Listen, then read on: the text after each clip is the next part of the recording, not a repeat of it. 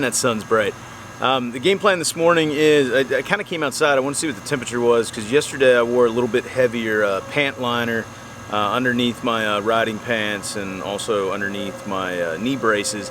It got a little warm later in the day. It's a little bit warmer starting out today, so I think I can go with something a little bit lighter. So I'm going to go up and change into my riding gear. Already got some of the stuff loaded on the bike this morning. And then I have to go all the way across the street to Sheetz, one of my favorite places. We're going to go ahead and top off the fuel tank there. I could probably make it all day on one tank of gas, but I probably will fill up once just to be on the safe side. So let me go get changed. We're getting a little bit earlier start today. Can't wait to go ride the rest of the BDR. Check out my rear wheel from yesterday. That poor thing is caked in dirt. The rest of the bike is pretty much just covered in dust.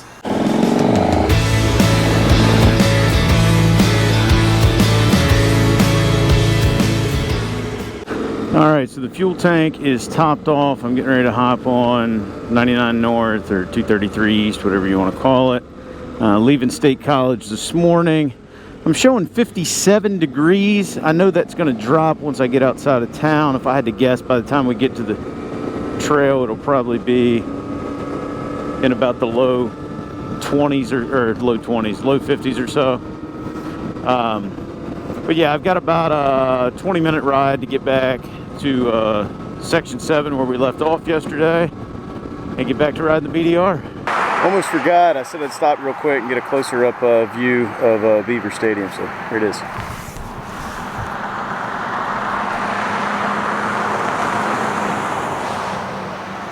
No, unfortunately I can't get much closer than this. I mean, I could ride through the parking lot, but the other parts of the parking lot are shut down right now. I think they got a concert coming in town tonight, so they have a lot of the streets blocked off, but I'm gonna head back out to 322 now.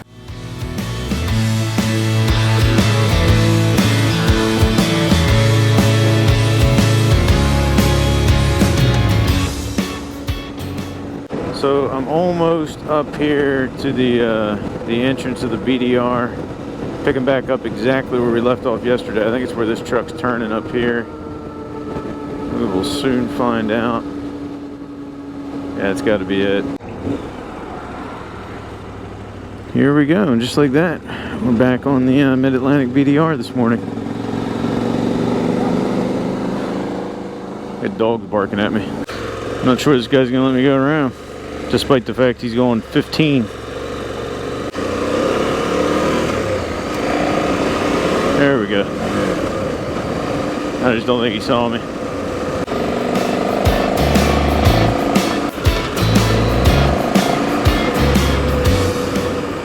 So just a little ways back, I pulled off to the side of the road to peel off a layer. Ran into some guys that were out dual sport riding this morning. There was a guy on a KTM, a DRZ, and a CRF. A pretty nice group of guys. They were just taking a little bit of a break. They were hitting up some single track today, which apparently there's plenty of back in this state forest we're in right now. But I'm going to stay off the single track because the goal is the BDR and not to destroy my bike or break myself up. So anyway, temperature only got down to about 55 is the lowest I saw. Now it's already up into the 60s. So that's why I decided to peel that layer off. Obviously I'm not going, you know, highway speeds down through here, and you heat up pretty quick. So far, great morning, perfect weather, and yeah, just gonna enjoy the day. Yeah, so I had to pull over to show you guys this view. This is crazy. I had no idea it was up this high.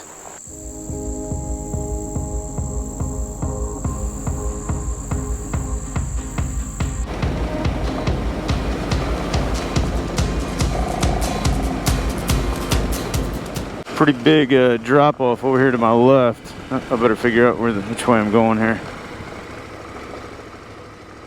Yeah, I'm definitely not going up that crap. Road not maintained. Let's see where the hell I'm going.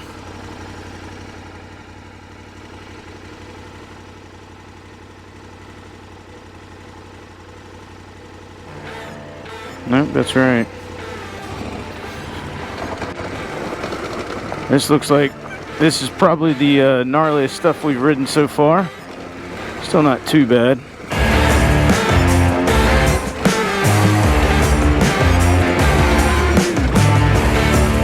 Definitely rougher than a Cobb.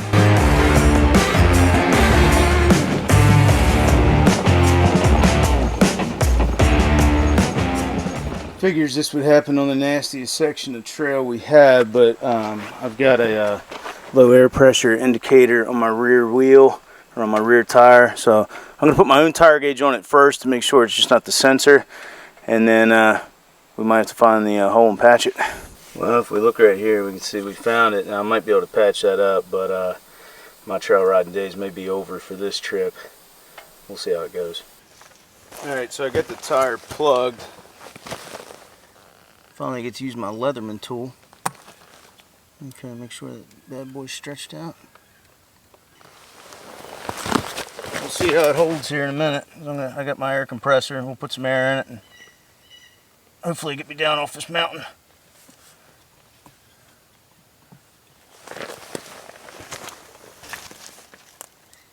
And yes, it does have the Two Wheeled Rider logo on it. Pretty cool, right?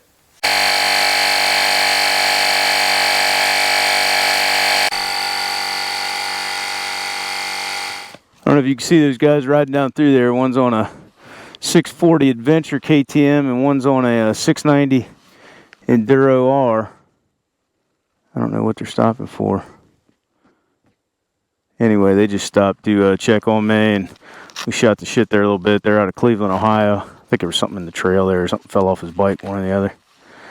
But I'm going to give this thing, in talking to Matt, the guy on the 640, apparently this is the most difficult section, so I'm going to see if I can get down through here. If I get down through here, we'll just keep an eye on the tire and see what happens. According to Matt, this part doesn't last much longer, and then it smooths back out. God, I hope so. This big old rear tire on the back of this thing doesn't come in too handy in crap like this.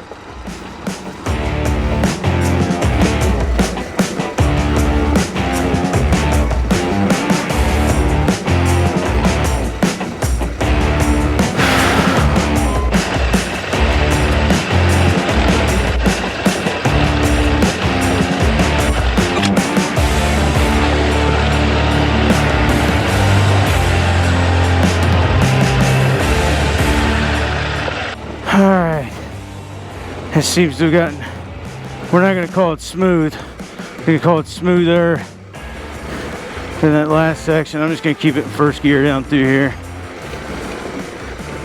When I say that, we're going to go up to second now. Gotta get moving just a little bit quicker, get a little bit of airflow through these pants and jacket. A little creek down there next to us. I got a decision to make. I'm gonna keep riding and hope the tire holds, or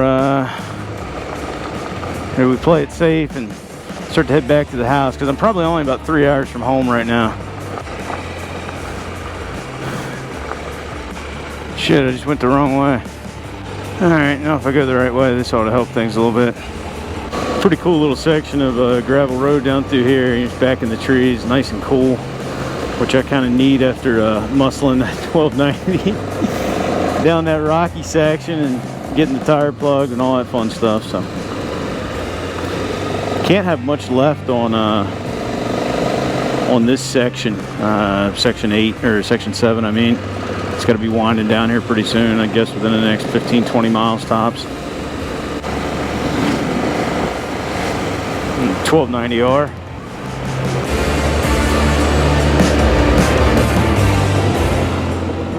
So I just hit the city limit signs of Hartlesville, which officially ends section 7 of the BDR. So we'll start section 8, but first I'm gonna pull over up here and get a little something to drink and stretch and all that good stuff.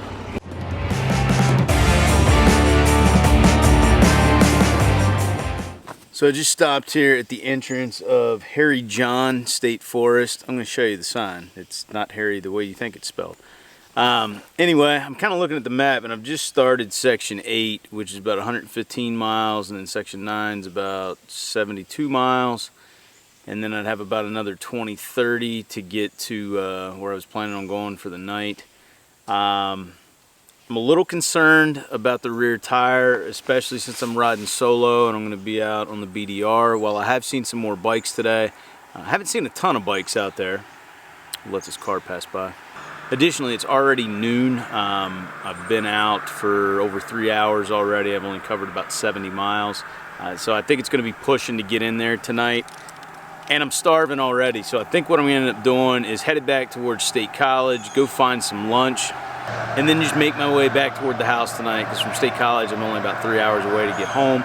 Then I can pull these tires off tomorrow, which is Sunday. That's my other concern, is if this tire does go down, trying to find a motorcycle shop open on Sunday is going to be difficult. So may just pull these tires off tomorrow. I've already got it plugged. Seems to be holding okay, but I'm going to go ahead and put a patch on it on the inside. So anyway, let's get back on the road, go find something to eat.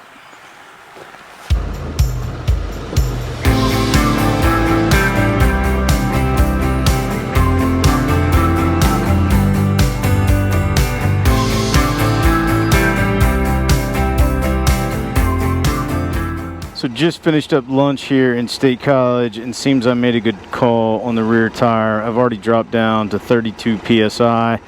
There is a sheet on up the road here just a little ways.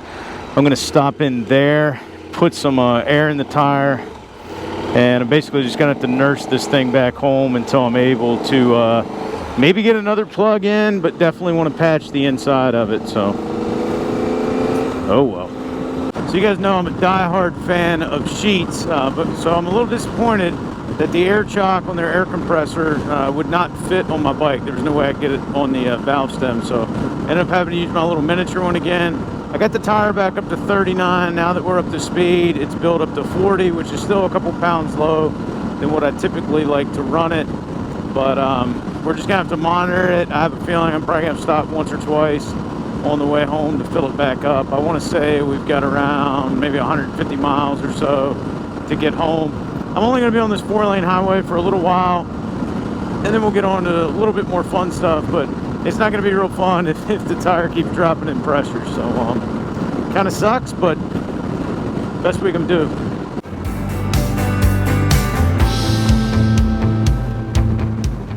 So I just got off onto 33 East, which is right around Bedford, and you can see I've got the warning light on there. The tire pressure on the rear is low. I've got maybe a mile or two to get up the road here to that sheet, so I'll probably grab a little something to drink while I have this little miniature air compressor plugged back up. I'm going to try to fill it up past 40 PSI, but you know, this little air compressor only goes so high and it takes a while, but we'll get it up as high as we can. If I had to stop here, then my guess is I'm probably going to have to stop once more before I get all the way home.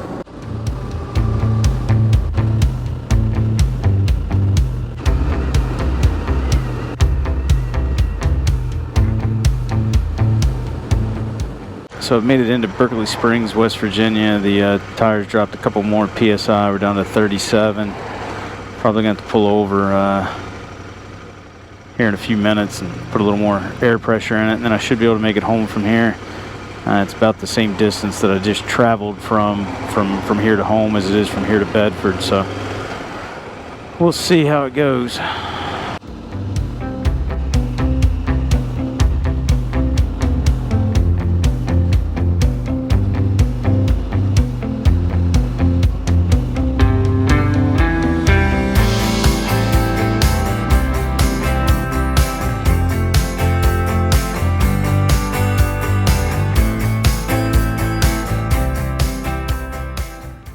Alright, so officially I rode all of section 5, 6, and 7 of the Mid-Atlantic BDR. I started section 8, but just the paved section before we decided to pull the plug, both literally and figuratively because of the tire. So anyway, made it back home safely. I always say my 2 top goals any motorcycle trip. Number 1, get home safely. Number 2, have fun. Accomplish that. So anyway, sorry you guys didn't get to see, you know, all of section 8 and 9 of the Mid-Atlantic BDR. But I want to do it again in the future, and I'd like to ride the entire thing starting at section 1. So anyway, hope you guys enjoyed this 2-video series, which should have been 3 videos. If you have any questions about the sections I read, let me know down in the comment section below. And as always, I'll talk to you again soon.